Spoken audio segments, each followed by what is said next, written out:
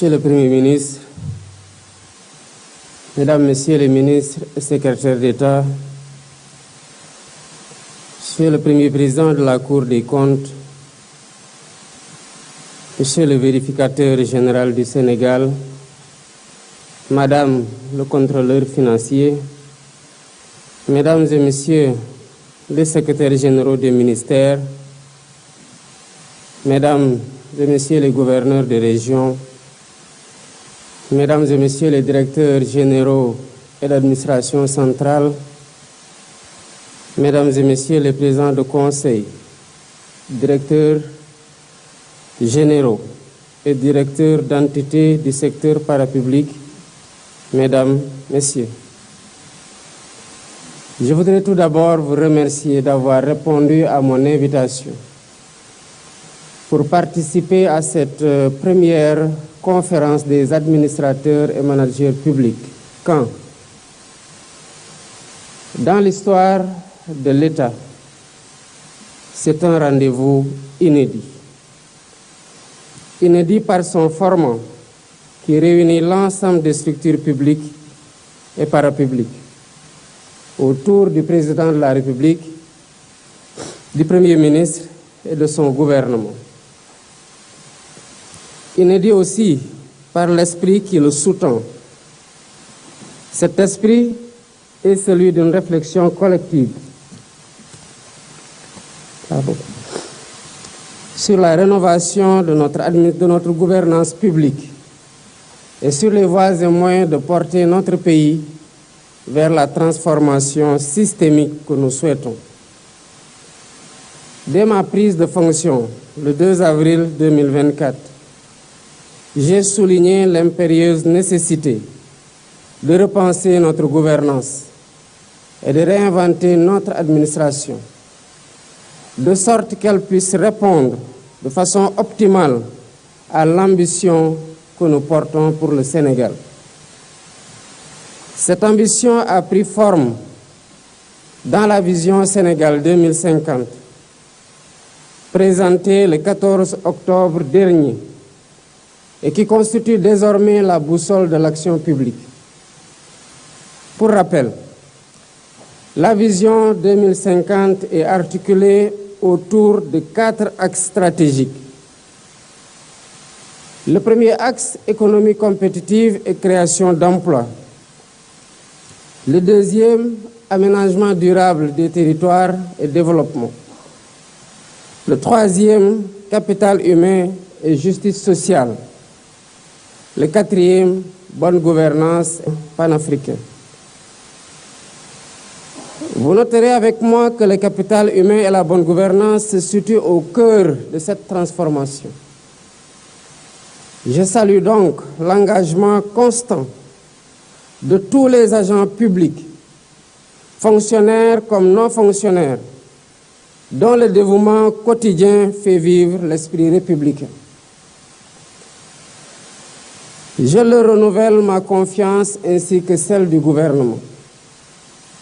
Je souhaite également souligner le rôle crucial des cadres, dirigeants, pièces maîtresses de la haute fonction publique, qui secondent le président de la République et le gouvernement dans l'élaboration et la mise en œuvre, ainsi que de l'évaluation des politiques publiques. Au demeurant, au terme de 9 mois d'exercice du pouvoir, les constats sont alarmants. Nous faisons face à un État contraint, dont les marges de manœuvre budgétaires et financières n'existent quasiment plus. Ensuite, une administration républicaine, certes, mais manquant de cohérence et figée dans des schémas dépassés, alors même que nos réalités socio-économiques évoluent rapidement, marquées notamment par la transformation numérique et l'essor de l'intelligence artificielle. Puis, un secteur parapublic hypertrophié, doublonnant souvent avec l'administration centrale, qui est budgétivore et dont la contribution aux dividendes de l'État reste trop faible. Enfin, des services publics complexes et coûteux qui limitent l'efficacité des politiques publiques et ternissent l'image. Dès lors, il est impératif de refonder notre administration pour la rendre plus moderne, plus proche des citoyens et plus efficiente dans ses missions. C'est l'objectif même de cette conférence des administrateurs et managers publics, qui se veut un cadre de dialogue, de réflexion et d'orientation stratégique. Mesdames et messieurs, pour ancrer cette volonté de modernisation, il est essentiel de rappeler les 3 principes directeurs qui régissent la fonction publique. Le premier, le respect de la hiérarchie, indissociable de l'autorité de l'État.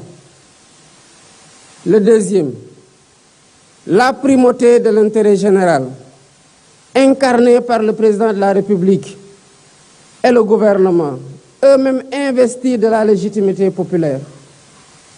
Le troisième, la solidarité gouvernementale, principe fondamental qui exige un respect total envers les membres du gouvernement et envers l'institution gouvernementale elle-même. Je n'entrerai pas dans les détails des attributions institutionnelles qui sont clairement énoncées par la Constitution, mais je rappelle que celle-ci doit demeurer un livre de chevet pour tout responsable public. J'insiste néanmoins sur l'importance capitale du respect dû aux membres du gouvernement, institution collégiale et solidaire, seul responsable devant le président de la République et l'Assemblée nationale. Par voie de conséquence, les dirigeants des administrations centrales et des entités du secteur parapublic relèvent de l'autorité du Premier ministre, lui-même chef de l'administration, et des ministres et secrétaires d'État. C'est un impératif de bonne gouvernance. Toute décision importante, qu'il s'agisse de recrutement, de budgétisation, de contractualisation ou de partenariat, doit être validée par l'autorité ministérielle et interministérielle compétente. À cet égard, je renouvelle ma confiance totale et mon soutien indéfectible au Premier ministre et à l'ensemble du gouvernement. Mesdames, Messieurs, une gouvernance exemplaire demeure une gouvernance intransigeante sur la loyauté et l'intégrité des acteurs. Une gouvernance marquée par le sens élevé de l'État, l'exigence de transparence, la lutte contre la corruption, la réduction des comptes et l'impartialité dans la conduite de l'action publique. Sous ce rapport, l'adoption prochaine d'une série de lois sur la transparence dans le but d'améliorer durablement la gouvernance publique traduit une volonté politique soutenue de créer dans le secteur public un environnement sain, propice au travail de qualité, au service du bien-être des populations, quelle que soit leur localité de résidence. Afin de mieux répondre aux attentes de nos populations et stimuler le développement local, nous allons dès cette année 2025 activer les pôles économiques, assises stratégiques de la territorialisation des politiques publiques. Je souhaite instaurer une gouvernance de proximité, attentive à chaque collectivité territoriale, apte à déployer des politiques équitables dans l'hydraulique, l'électrification, la santé, l'éducation et la formation. Lors du Conseil des ministres du 16 octobre 2024, j'ai rappelé que la performance de l'État se mesure à la cohérence de ses méthodes et à l'efficacité des interventions. En particulier, pour accompagner l'industrialisation de nos territoires et le développement de filières stratégiques créatrices d'emplois. Dans cette optique, je signale l'importance de la refondation de l'action des pouvoirs publics qui doit être conforme aux besoins et aspirations des populations, en repensant la déconcentration et en revitalisant la décentralisation. Repenser la déconcentration, c'est évaluer la mise en œuvre de la charte de la déconcentration de 2020. Repenser la déconcentration, c'est évoluer vers une nouvelle doctrine de déconcentration plus avancée qui impulse un État central cohérent dans son organisation et ses processus de prise de décision et d'action.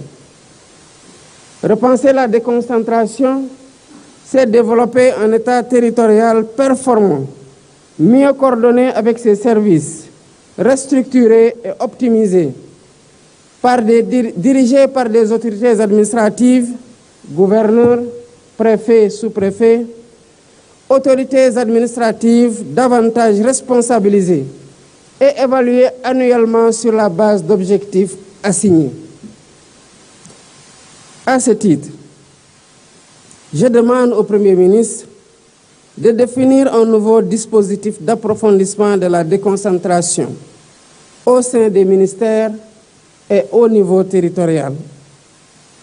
Parallèlement, nous devrons revitaliser la décentralisation en réexaminant le découpage administratif des collectivités, les compétences qui leur sont transférées et la fiscalité locale, tout en prévoyant des mécanismes de financement plus adaptés aux besoins des collectivités. Ce travail de révision se fera en concertation avec les élus locaux et les acteurs territoriaux, de manière à promouvoir une subsidiarité efficace et un développement territorial équilibré. Monsieur le Premier ministre, Mesdames, Messieurs les ministres, Mesdames, Messieurs, un État stratège confère des délégations à des entités publiques, mais veille à l'exemplarité de leur gouvernance et à leur performance. C'est pourquoi j'attache une importance primordiale à la supervision du secteur parapublic. Je demande au Premier ministre d'assurer l'application rigoureuse de la loi d'orientation du 19 avril 2022 relative au secteur parapublic qui vise à mieux cerner le portefeuille de l'État, à maîtriser la gestion des ressources publiques et à vérifier la pertinence des interventions du secteur parapublic. Je rappelle l'exigence pour les organes délibérants et exécutifs des entités du secteur parapublic de s'en tenir strictement à leurs prérogatives. À ce titre, je demande au conseil d'administration et aux directions générales de soumettre sans exception leur choix stratégique au ministère compétent grâce à la tenue systématique de pré-conseils. Les comptes rendus de ces réunions seront communiqués en détail au président de la République et au Premier ministre. Il en va de même pour les décisions de recrutement et de rémunération. Celles-ci feront l'objet d'un encadrement réglementaire strict afin de préserver à la fois la cohérence des politiques budgétaires et la soutenabilité des finances publiques. Ce rappel illustre l'ampleur des défis posés par la gouvernance du secteur parapublic, dont la performance et le contrôle exigent une vigilance de tous et à tous les instants. J'attire l'attention sur l'importance d'une gestion rigoureuse des entreprises publiques qui doivent être administrées selon les meilleurs standards internationaux. Elles ne sauraient constituer un fardeau pour la nation. Au contraire, leur contribution à la prospérité collective doit être évidente. J'invite donc le ministre des Finances et du Budget, ainsi que le ministre de l'Économie, du Plan et de la Coopération, à évaluer et à actualiser la doctrine de gestion du portefeuille de l'État. Cette révision se justifie par les risques économiques, budgétaires et financiers que certaines entreprises publiques d'envergure peuvent faire peser sur nos ressources nationales. Je demande en outre au Premier ministre, en coordination avec le ministre secrétaire général de la Présidence de la République, de définir une liste précise d'entreprises publiques stratégiques, parmi lesquelles certainement la Sénélec, Petrosen, la SAR, Air Sénégal, le FONSIS, le groupe La Poste ou encore le port autonome de Dakar. L'énumération, évidemment, n'est pas exhaustive. Leurs modes de gouvernance devront être renforcés afin d'instaurer un contrôle rigoureux et permanent de leurs activités et de leurs performances. Au demeurant, j'ai déjà requis du chef du gouvernement la réactivation du comité interministériel de suivi et de restructuration des entreprises en difficulté. Celui-ci aura pour tâche d'identifier les failles de gestion et de proposer des solutions pérennes. Le Premier ministre engagera également une évaluation minutieuse des agences d'exécution et structures analogues, dont certaines dupliquent les missions de l'administration centrale tout en grevant le budget de l'État. Dans le même ordre d'idées, j'ai demandé que soit élaboré un cadre législatif encadrant les autorités administratives indépendantes. Leur action et leur mode de gestion ne peuvent plus échapper au contrôle de l'État central. Monsieur le Premier ministre, Mesdames, Messieurs les ministres et secrétaires d'État, chers participants, bien entendu, je n'ai pas évoqué ici l'ensemble des constats, des acquis, des difficultés et des perspectives. Toutefois, nous partageons un socle commun, à savoir le primat de l'intérêt général, la culture du service public et le sens élevé des responsabilités. C'est l'esprit Jubal Jubanti de la lettre du 8 avril 2024 que j'ai adressée à chaque agent de l'administration du Sénégal.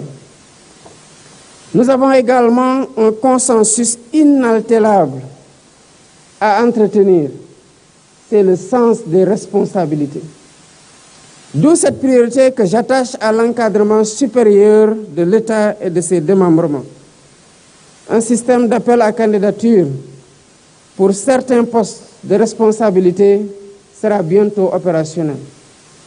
Nous l'avons déjà enclenché d'ailleurs ce processus au niveau de la Commission nationale des droits de l'homme.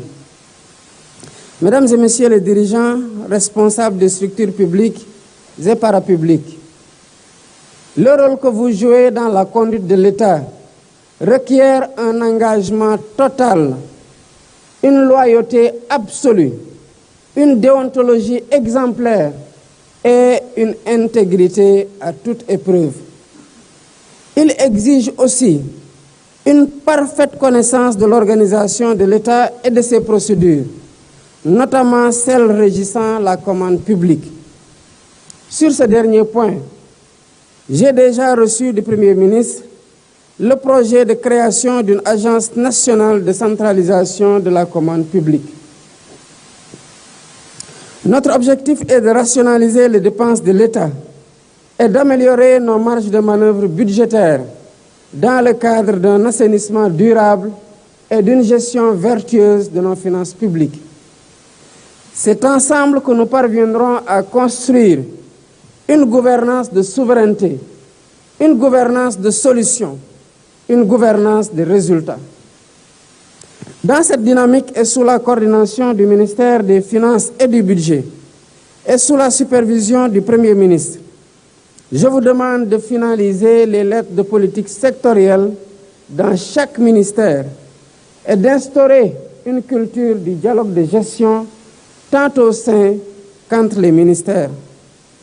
Cette démarche est essentielle pour renforcer l'efficience et produire des résultats concrets dans le délai fixé à chaque entité.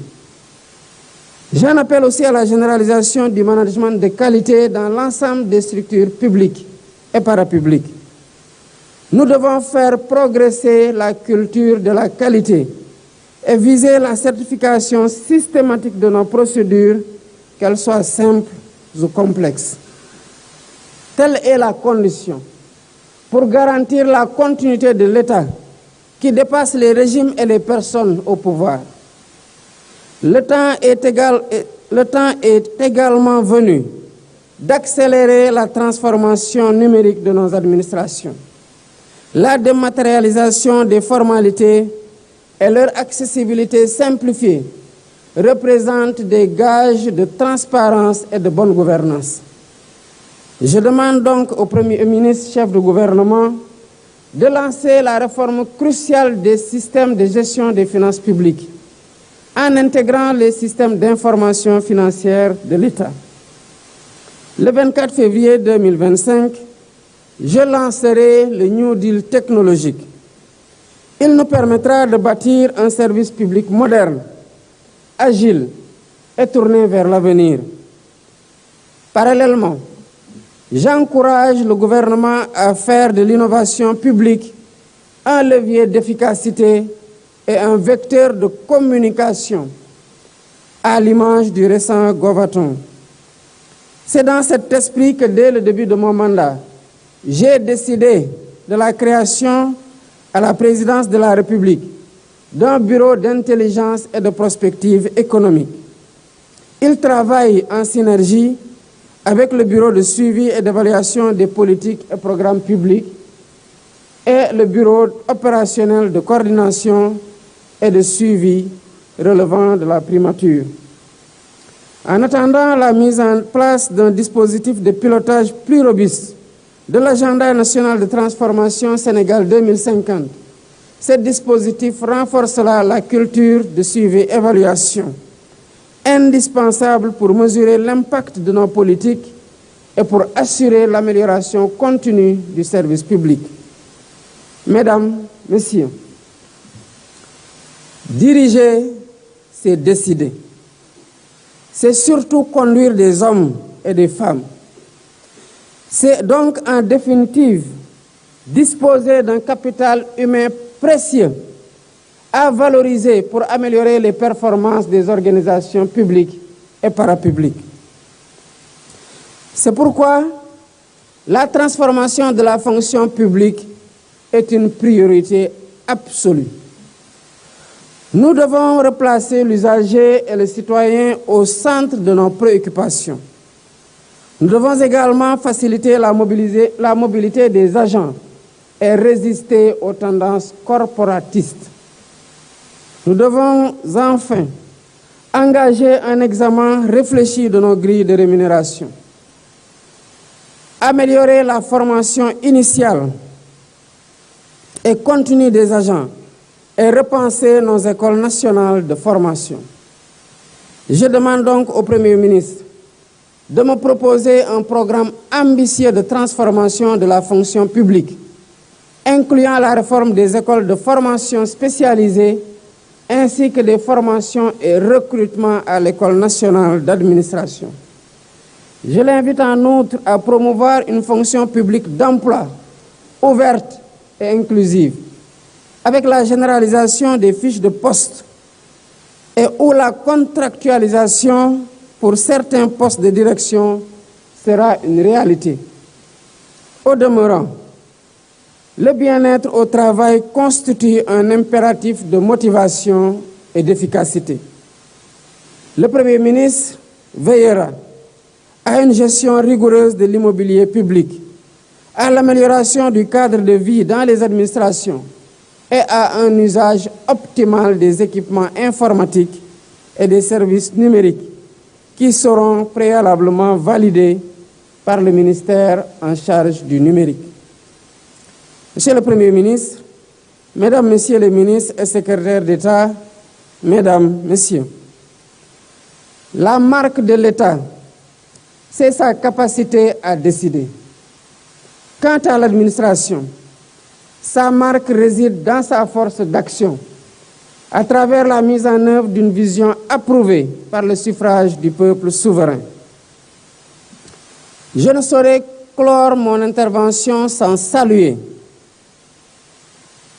la qualité de notre administration et sa prodigieuse faculté d'adaptation, même dans les périodes de profonde réorganisation.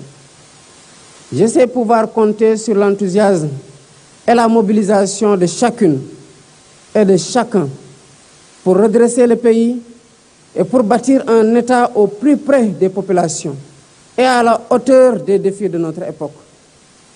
Je félicite le Premier ministre et le gouvernement et l'ensemble des personnalités présentes ici et leur renouvelle mon soutien et mon appui. Cette première édition de la conférence des administrateurs et managers publics, qui deviendra une rencontre annuelle à thème, constitue un moment d'introspection et de convergence. C'est un séminaire gouvernemental élargi où nous affinons notre vision et harmonisons notre compréhension des missions qui nous incombent et des règles qui gouvernent notre action. Je vous souhaite une journée féconde, riche en réflexions et en propositions de grande valeur. Je déclare ouverte la conférence des administrateurs et managers publics et vous remercie de votre aimable attention.